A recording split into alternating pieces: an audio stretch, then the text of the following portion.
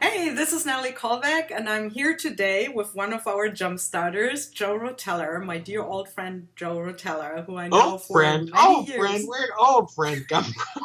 Oh my What? As you can tell, he's a jokester, and so am I. He always makes me snort and laugh. Besides that, he's super, super talented and does the coolest projects.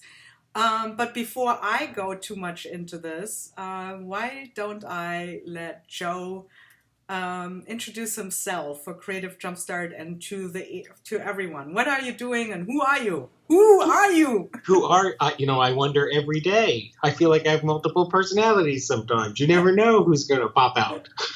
But today, I'll be serious. I'm at my real job. So I have what I call a real job, or the job that actually pays money, and that's Chief Marketing Officer of a software company. But outside of that, I struggle to say I'm an artist. I think I'm a crafter, a maker. I putz. I put things together, and I love pieces that tell a story.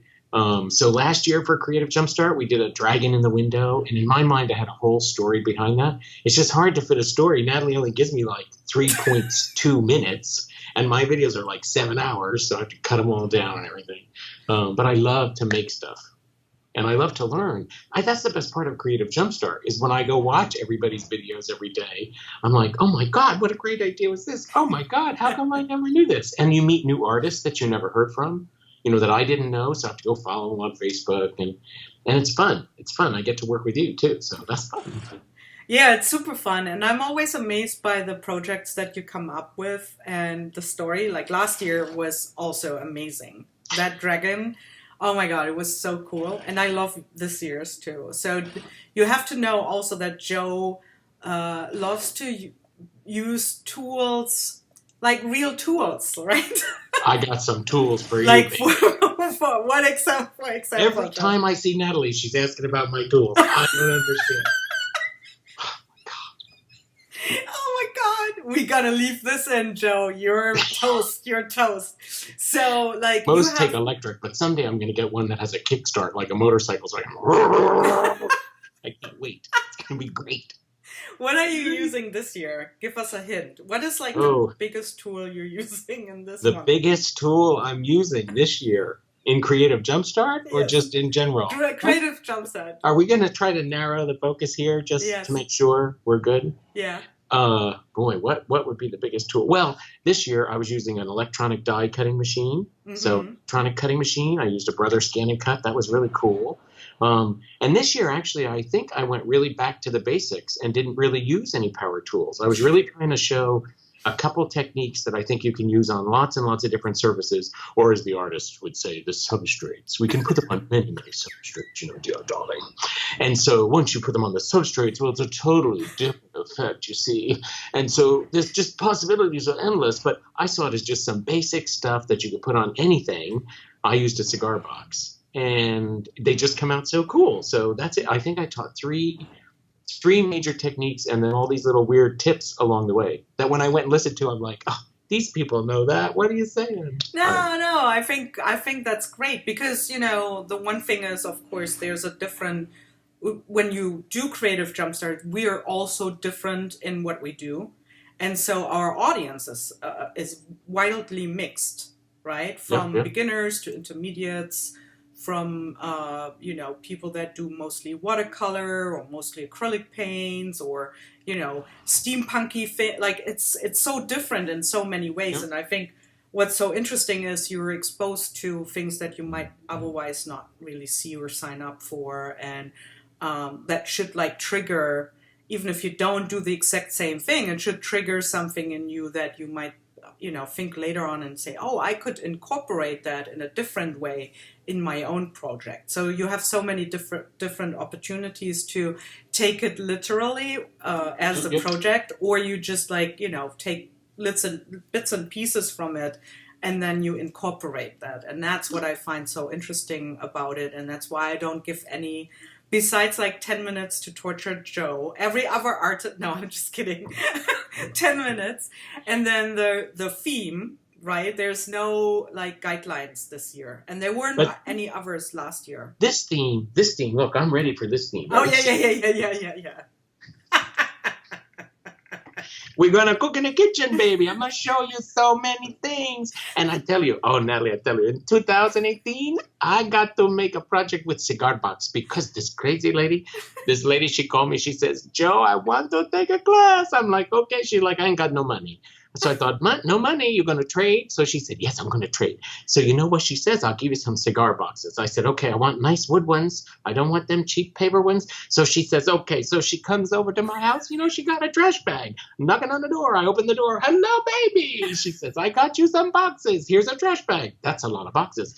And I'm like, okay, come on in. She's like, there's more in the car. Oh, my God. Oh, my God. She give me, you know what she give me? 700 cigar boxes. 700. So I got to make all kinds of everything you do now. We put a cigar box in it. You got to. It's like in my garden. You know, you grow zucchini. You got to make 50 million recipes with zucchini. No, because one plant it makes so many zucchini. You ever make a zucchini? I'm telling you. And the flowers, you can eat the flowers. You know, in Italy, we dunk them in a little batter. We fry it because I love it fried. Oh, honey, you fry it, I eat it. I eat it, you fry it. But so boxes, we cannot fry the boxes. If we could fry the boxes, we could make all kinds of shit, but no, cannot fry. So I thought, oh, I got to use me a box in Creative Jumpstart. But I only use a one box. So I think I'm going to stack them. I put some arms. I'm going to make robots out of boxes. I'm going to have boxes in everything you make. I'm so glad that Giuseppe Rotella made it. Giuseppe Rotella is going to teach you how to cook. You got a wooden spoon. Every Italian got a wooden spoon. I thought this was for cooking. I didn't know because growing up, it was for the spanking. This is my mom. She would take a spoon and I would do something awful. Oh, I did awful things. You know, I fed the dog once of crayons just to see what comes out the other end. That's a mixed media, baby. That's a mixed media. And then all you got to see my mom, she'd come out with that spoon and you'd be like, oh, please, God, let her be making some pudding or pasta. And instead she'd be like, get your little butt over here. And she would spank you with the spoon. Now I know you actually can cook with this thing too. I learned so many things. But I'm telling you, 2018 is cigar box. And you invite me back, Creative Jumpstart, I bet we still making something with the cigar box. Okay, Joe, you have to go a little bit to the center, though. There we go. You just want to see me wiggle. I know how you are. I drive the ladies crazy. Crazy, I tell you. Okay, so speaking of cooking, Giuseppe, right? Yes. You what gotta kind have of a a straight cook are face. you? You're not holding it together very well. What's your problem? What kind of a cook are you? Are you like a very, do you cook? Do I cook? Do I come fat? Look, of course I cook. But I'm like a structured. I got to lay out all the ingredients. And it takes usually like 4 trips to the grocery store. You got to see. I don't clean the house much, but I clean the house, you know, in a vacuum, and a vacuum, and a vacuum. Then I see the magazine. Oh, look, this magazine. Oh, my God, I got to make this. So the vacuum goes down. You go to the grocery store. You buy some stuff. You come back. Then you think, oh, I got to put this in the fridge. Oh, look it over here. I'm going to do this. Oh, there's the vacuum. Then you come back. It might take me a long time to make something. But I'm going to make it. It's going to be good. But I got to follow. I like structure. I like a structure because I'm kind of engineer at heart. Is that the same in your artwork? Oh, yes. Or That's why every piece, it got to tell a story. But I like a structure. And that's why, like my new thing, if I could learn something new, it's automata. You know, they turn a little crank in a machine and birds move and things fly like old little gears, like oh, God, what was that guy? He made a Pinocchio with the big nose. Oh, yeah, Giuseppe. Giuseppe, he made the same of mine. Oh, my God. Who knew? Who knew? So that would be my thing, is go find somebody who makes, you know, the tiny little gears and the mechanisms and things are moving. Because I like art. I don't like it the flat. A lot of people like it the flat. Who likes a flat? Look at Italian women. Nobody flat. You don't like a flat. You like big, 3D big. And so I like a 3D. You're snorting, baby. You're not serious. This is serious art, and cooking is a serious business. You know, could be in my kitchen with this kind of attitude, but that's what I'm saying. I like that kind of fussy little tiny detail stuff, but you can't do it in, 7.2 minutes, which is all we have in Creative Jumpstart. I have to ask every year, Natalie, can I please have like extra 28 minutes? She's like, no, you have 2. Mean. Next thing, yes, go on. That's all I got for you. Okay.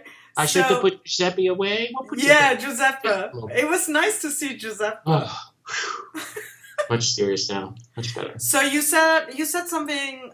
You want to learn this automated. Um, Automata, kinetic art. Kinetic okay. art. So if you could go on an artful adventure. Well, there's an artist that I really, really like. His name is Bliss Kolb, Kolb, and he's in Seattle. Yeah. And he made an automata as an example where you turn the crank and it's a dragonfly and the wings actually move incredibly fast because of the ratio of the gears. And he has another one that's a bird sitting in a tree, but the bird actually chirps because part of the crank and pushes tiny little bellows that blow air through whistles, and the wings move and everything. And I love detailed, fussy little work. If you can do something in 5 steps, I can do it in 38. I love tiny, meticulous little stuff. And so if it was money was no object, I would call him and say, what do I have to pay you to come and be your apprentice for a year or two? We don't really have apprentices anymore. Yeah. And I think that's how you learn some of these. There's so many like shoji screens in Japan that are made by hand. There's only a few people left who know how to do it because it used to be passed down. Well, there's actually even I don't even know the name in English, but there's even this thing where when you work with, let's say you do like roofs, wooden roofs, and woodwork in Germany, Yep. you go. They have their own like traditional gear like that they wear. They have like black corduroy pants and big hats that are traditional like floppy hats, Hats? and they have I like a love hiking. hats. Yeah, that's cool. And then they go and it's called like they have a book and they go. They won't get paid, but the thing is that they go and they travel the country and go to different places and ask them if they can work with them and learn something from them. Yep. And then they fill it in their book, and they sometimes you see them in a bar or coming into a bar, and then usually people buy them something to eat or to drink, and it's their apprenticeship is made of traveling the country for, I don't know, I think it might be a year or 2 years, probably not feasible anymore longer, but it's a traditional way of learning the craftsmanship of working with wood, and you still see them all the time. It's pretty amazing. See, that's my fantasy. Yeah. And imagine if money was no object, and if I had, enough money, I could say, Natalie, can I come sit with you in your studio for 2 months and just follow you, help you, tell me what to do? I would learn so much. You would be distracted because I could tell you can't focus. I know how to focus. But, think about if you could just pick people, that you could spend a month or two with or longer. I mean, Bliss Kolb, some of his automatas take years to build. And to learn that, and I think that's such a neat mix of art and engineering to get the gears right and the mechanisms right, and then yet to decorate the piece that's going to fly or move. I think that. But how did you learn all this? Like, did you learn that from your father or someone who was like? See, I said father. It could be your mother too, but we are very gender oriented, of course. But like, right? But like, did you learn that as a child? Were you like watching someone? My dad, obviously I have an Italian background, and my dad's parents came over from Italy. They worked in a stone quarry in New York. Mm-hmm. When my dad as soon as he was 7th, 8th grade, he was out of school. He worked in the stone quarry. He was a laborer. His hands were so big he could hold a basketball upside down. It was just a massive man. But nights and weekends, to make extra money, he was a carpenter. Mm-hmm. And so he did very, very fine carpentry work. And the problem is, to be honest, I ignored that growing up. I saw that as manual labor. Really, it was craftsmanship. Yeah. I wish I had spent time to be with him more and learn that. But now, in this art world, I work with Proxon. They make micro tools. So, a big table saw takes up 4-foot square. Mine is 12 by 12 by 6. So I have all these micro tools, which would be great at detailed work. And I think I've discovered over the last year, I like detail. I like things that move. I like things you interact with. So this notion of clockworks, of somebody turning something and seeing something happen. One of the first ones was Leonardo da Vinci. He made this for one of the kings. He made a lion. And this lion walks on all fours, then stood up, then opens up its chest, and the king's fleur-de-lis comes out. Think about the gears and mechanisms. Yeah. And wind up, basically, it was a spring back then. I think that's 1500s. Yeah.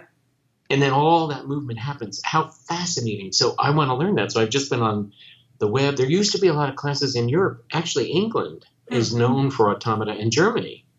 But most of the classes, they're gone. They're on VHS tapes. They don't have them anymore. They're not on DVD. So I'm determined in 2018 to learn as much of this as I can.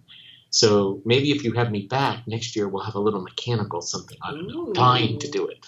Speaking of Leonardo da Vinci, I just finished the biography of him. It's a best-selling book right now too, and I think you would actually really, really enjoy it. Really? Yeah, it's really good. It's not I mean, it's part of it is fiction, of course, but it's it's about his life, but it also looks a lot at his drawings and how he was like, oh, I'm gonna paint a bird. I have to know everything about how a bird flies, and then he would get lost into that. And he actually didn't produce that much artwork because he was such a inventor and trying to find out things and learn things, and it's just an interesting and neat book. I found a lot of value in it, and I think you would really like it. Well, I'll have to look. That's the thing too with Creative Jumpstart. That must be my chef. The restaurant's calling. Just a moment. For Creative Jumpstart, first, of course, it's a humongous honor. And every year you ask me, I always write you back and say, are you sure? Did you make a mistake? It's true, he does, which is funny because I'm honored. It's really an honor. It's fabulous. But I think people don't, maybe the others don't, but I learned stuff even doing my own project. Like this year, because of Creative Jumpstart, I had to teach myself how to film better, how to edit it together, add music. I got to be part of a newscast, which was very exciting to be interviewed by the news. And Joe Rowe. Exciting. A news guy was called Joe Rowe, very handsome Italian guy, dark hair, great. Bit of a big nose, I've heard, but phenomenal. To be on TV, like you're not focusing again, Natalie. People are going to notice you're not focused. Focus. And so, you learn all of that. You learn how can I condense this technique down into a way that fits in the limited, 2 minutes, 3 seconds. It's just it's such a great process. And the other thing that's great that we need to tell jumpers to do, or jump starters, or I get them all confused. Who's who? You got to go to the forum though, where people every day watch the video and then leave comments, because they share ideas. They say what they liked, what they didn't like, how they do it different. That's another huge cool part of Creative Jumpstart, because if you go take a face-to-face class, first of all, you couldn't take this class from 31 people because they're from all over the world. It would take you a year. Then you say, okay, you could just watch videos, on YouTube. The difference here is that so many people around the world are watching them the same time. So you get to interact with each other. And I love that part. And I love reading the comments, the nice ones. If you're going to leave a bad one, just don't even put it. I'm not going to have to hit delete. I have to stalk you on Facebook, and everything's bad.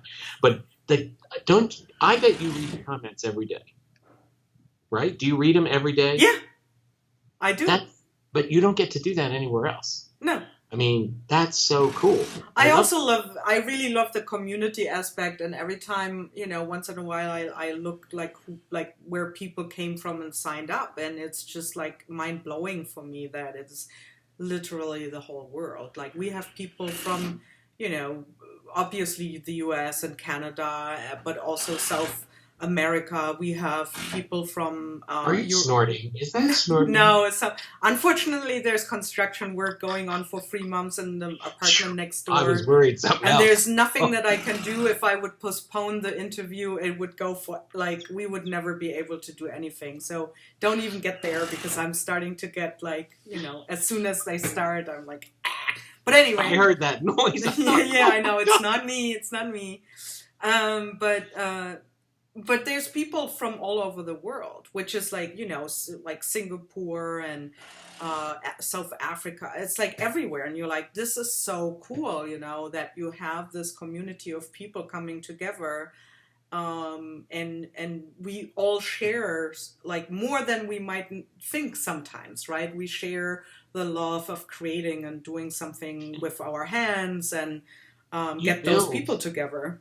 you build lasting relationships. So I have to tell you a little story from last year or a couple years ago, because I've done Creative Jumpstart now, like I think since 2013. Yeah, So a woman, I'm not going to say who she is, from England, met me because of Creative Jumpstart. Not face to face, but yeah, through yeah. Creative Jumpstart. Then she followed me or found me on Facebook, all that kind of stuff, right? I've never met her face to face. Once every 6 months, we have a little message back and forth. This fall, my best friend passed away unexpectedly. I got a handmade card from this woman in England who said, I know you're sad and I want to do something to cheer you up. And she made me a card. But then the cool part was I messaged her and said, thank you for the card. This was just amazing. And she wrote me back and she said, it was for me too, because she said, I never could think I could send you something I made. I didn't think it would be good enough. Aw. And so she said, I overcame that and thought, I don't care. I want to make a card. Aw. She stalked me on Facebook. She's probably in my basement right now. I mean, who would know where this woman is? But I'll tell you, women, they follow me everywhere. Paparazzi too. And ever since being on the news. But back to my story. How amazing is that this is somebody I've never met, who found out that I had been Yeah. sat and made a card, admitted to herself, I'm afraid to do this, but it's okay. And then went out of her way to send that card all the way, international postage. I don't even know how much stamp I need to send to Germany or France or England. I mean, don't you think that's just beautiful? Yeah. That's art. We were connected just through Creative Jumpstart. Yeah. That's kind of amazing to me.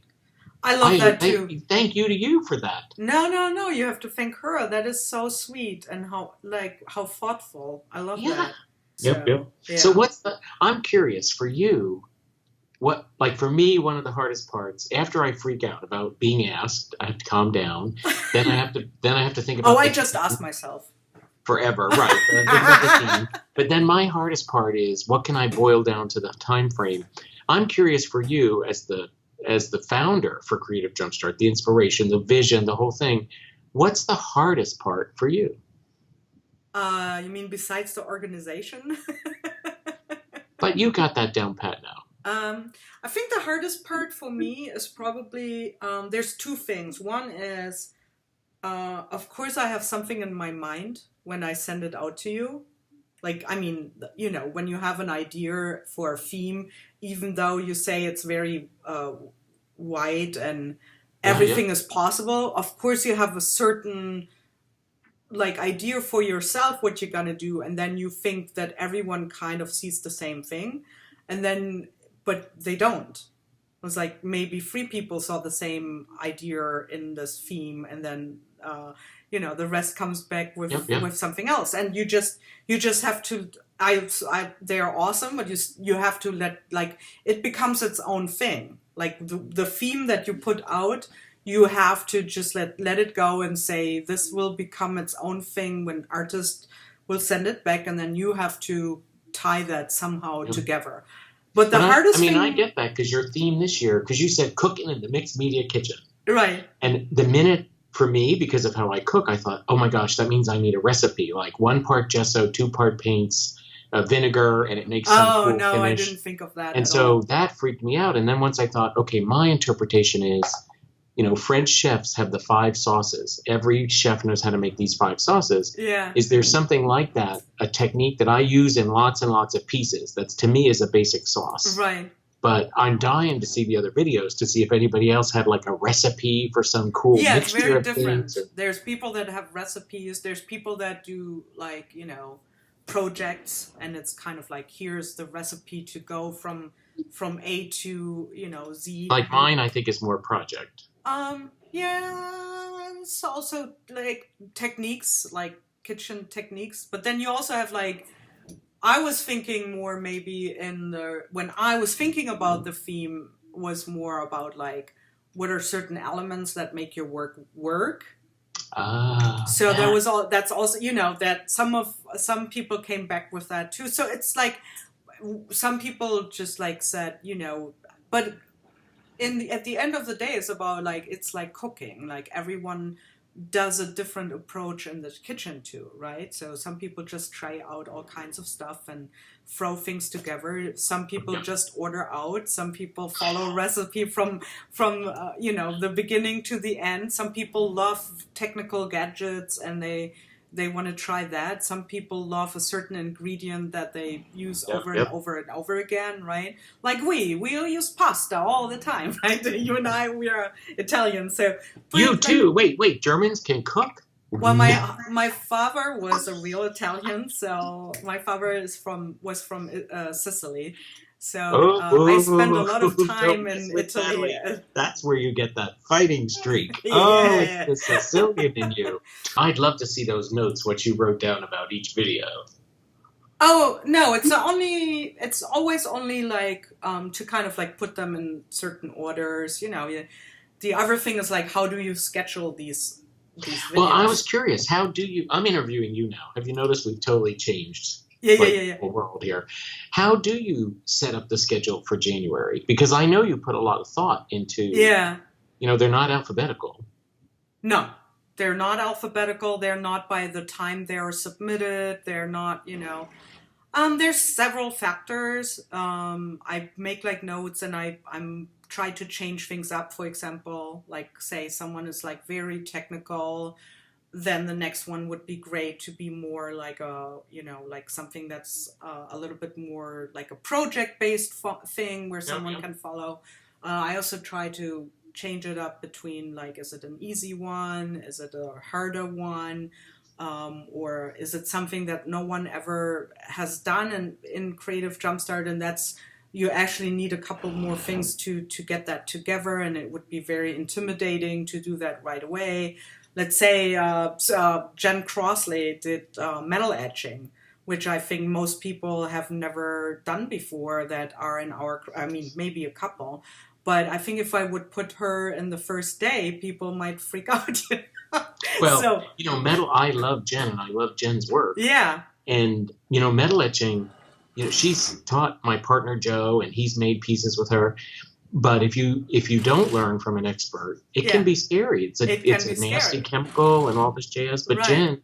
Jen makes it so that like even I could etch something. Exactly. Like I watched her video and I was like, oh my God, this is so amazing. I have to do it. But still, I don't want to put it, so you also think about like expectations. And then it's hard because you have people that are very advanced and then they might be like, but I think there's certain kinds of people that are very advanced and they will still find value in every video or most videos that they see. And I always think like, even if there's only 5 videos that for you show you something that is new, that's an incredible value for the money and the time that is out there. Part of it though, I agree. If you even, the reality is just for the price of 1 or 2, what you pay, if you liked 1 or 2 videos, it's worth it. Yeah. And because you have someone to interact with, which you don't have if you just watch a canned video or you buy a DVD. But I think that whole notion of looking at something and saying, oh, I've learned from this or I found value, part of that is the person's attitude. Yeah, exactly. Because you can go into every situation and be like, I've been there, done that, saw that. But if you try to keep an open mind, you can say, wait a minute. Yes, I knew this whole technique, but I really liked the way they explained it. I really liked the way they taught it, or I liked the tool that they used, or wow, like in my case, Joe did that on a cigar box. I could do it on a blank, this, that, the other thing.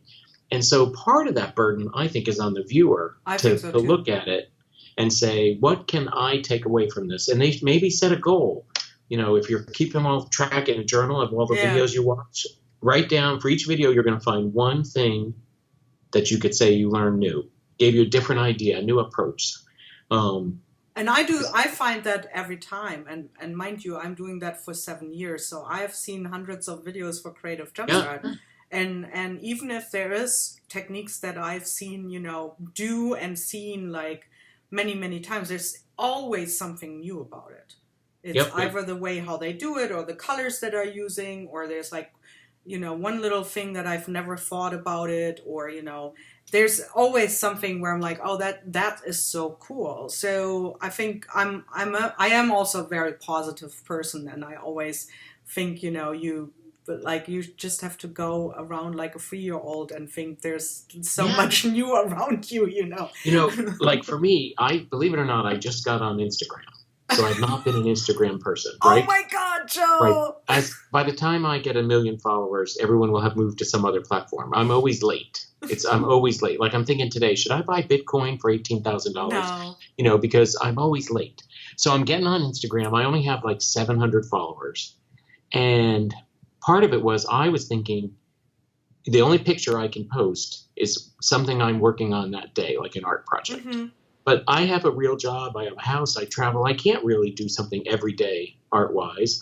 And now I've started to think, if I go to a flea market and see a cool Yeah. thing, I could post a picture. If Yeah. I go to a store and see a piece that I think, wow, this is inspiration for some other project, I could post a picture. Well, I'm really trying hard to look at everything with a new set of eyes to say, well, that's cool, and I'm going to share that with folks, and maybe like 3 more people will follow me. Who knows? I looked at Julie Faith Van Balzer yesterday on Instagram. I'm like, okay, I have 700 followers. I wonder how many Julie has. She has almost 19,000. I know. I would like to see, on the flip side, like I now started every month, I post a project on the Brother website. Yeah. The most exciting part for me so far has been people posting pictures of what they made based on what I posted. That's the best, right? Yeah. And that's so cool. Like, Yeah. I have to be honest, I'm hoping for Creative Jumpstart 2018, someone posts a picture saying, I watched you and I made this, or I did Actually, I this. think what you hope for is I watched the cigar box making thing, and I know you have 700 boxes. Can you sell me 600? So, gone. I can send them to you, Natalie, tomorrow. I just have to get a big crate. Wait, that woman was so funny because she had one trash bag. That is And so I'm like, funny. oh, she's like, oh, there's more in the car. And I thought, there's more in the car. And so then I have to go in the car. And then she's like, well, and then they wouldn't fit. So if you could take the van over to my house, I thought, oh, how many boxes? And then because I'm OCD and an engineer, and I love to look at junk, I laid every box out on the living room floor and then sorted them together. And I thought there might be like 5 kinds of cigars in the world. I was stupid. Do you know how many shapes and sizes these boxes come in? And I have a picture of me laying in the middle of all these boxes stacked like Robert Redford. And I told Joe Morgan, my partner, I was like, I'm going to post a picture of me in the middle of all the boxes like Robert Redford. He's like, no, we're not posting that picture. Nobody wants to see you in your pajamas surrounded by hundreds of cigar boxes. Speaking of collecting, so if you ever need a box, actually, I bought a couple from you already. Call me. I will send. I did. I bought a couple. Remember at Artiscape, I bought a couple. Oh, that's okay. You can't. Well, you probably have to bleep this out. But buying 2 is like pissing in the ocean. You need 100. I got it. But I also have a small apartment. Or 200 or 300. Right behind you, there's room. I can see. No, there's no room. It's stacked but up all the way speaking to of the collecting, one of the last questions, Joe Rowe. I know you love to collect stuff. Oh God! And you guys go to I guess like flea markets and sometimes I guess like also what are they called, like estate sales? Sales, tag sales. What are you looking for? What you could use for your artwork, and what do you bring? All the junk nobody else wants. I tend to be like, ooh. So it varies. Right now I'm looking for interesting, usually wood, but could be metal. Like I found an old wooden camera, with that whole box camera thing. Wow. But for me, because now I'm thinking automata, so that's what's in my head, I can put the gear mechanisms inside it, put something coming out of the top. But now instead of just a box with a crank, it's an old camera. And when you look through the hole, the lens, you'll see the gears. I'm looking for things that I can mold. Maybe I want to mold stuff and use it to make replicas of something. I look for wood pieces, a lot of wood, because I can do things with wood. You can't change the shape of something glass, but wood can cut it and shrink it and resize it. Things that could be a shrine. I've been making a lot of shrines with little doors that open, 3D shadow box things, old wires and mechanical parts. Natalie, the basement is full. The basement is full. We look like hoarders. We look like hoarders. And people are like, oh, can I come over and see your basement? I'm thinking, no, because you'll put us on TV as hoarders. But it's true. Maybe I should post a picture of part of the basement. And the thing is, my partner, Joe Morgan, I can't find anything. And I can't remember what I bought. This weekend, we bought home 4 or 5 bags of stuff. I can't remember what we bought. He can tell you from something 3 years ago. I can say, I wish I had a little round piece that looked like blah, blah. I know right where that is. And he goes down the basement, and somehow he can find it. I don't know how, but so then it's not bad because it's all organized. He organized it all while you were going to the supermarket to buy new food for the recipe that you saw while vacuum cleaning. He sorted out the basement. He didn't, but it's like an archaeological dig. Yeah. Because what you do is you look at a bag and you say, okay, it's before this, so it's deeper, or it's after this. It was in a box, it was in a bag, it was in a plastic bag. It's amazing how much stuff we have. And now, because I'm old and I forget stuff, I am going to start putting a Post-it note or take a picture of each item with a Post-it note with what my idea for it was. Because stuff I got a year ago, and I think, what the hell is this? What would I do with this? But when I bought it, I had some kind of great idea. So that could be your Instagram photo. What a good idea that is. Oh my God, that's such a good idea. You photograph the things that you get, and then you will tell what you think you could do with it, and then you have also your own archive, and you can look at it. You just changed my whole world.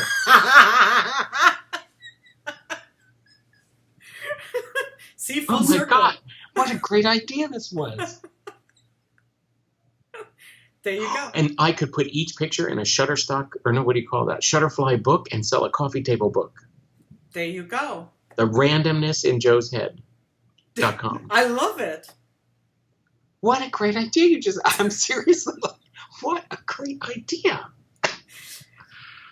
There you go. You're welcome. That's so good. So, Joe, it was, as always, amazing to talk to you and all the other people that joined us. Oh. But is there anything you would like to add, like classes, books, workshops, TV appearances, newscasts? Yes, so you want to see my friend Joe on Make It Artsy on PBS TV, and you could have followed him on Instagram because of that poor soul. He all alone on Instagram. He got about 4 pictures, about 7 people. It's kind of really embarrassing, actually embarrassing. When you go look, you're like, really? But out of sympathy, you can find him on Instagram with Joe Rotella, lots of L's in there, on Instagram. He's going to like that. He's going to love that. And because he gets so sad. He's a sad, lonely person, actually. Now that you think about it, I'm going to tell you, it's bad. We're going to try. We're going to try to make him better. 2018 is going to be his year. But if you can find Instagram, that would be great. You can watch on TV, and you got a good recipe. You can Facebook. Send a nice recipe. He like to cook. He's a little fat, but he like cook. Okay. Thank you so much, Joe. It was, as always, hilarious. I love you. People just think of the things that I cut out already. So... Have a wonderful holiday season. Ciao, Bella, Bella. Ciao, Bella. Che faccia bella. Che faccia bella. Ciao, baby. Ciao, baby. Bye. You're supposed to hang up now. You say bye, I say ciao, you hang up.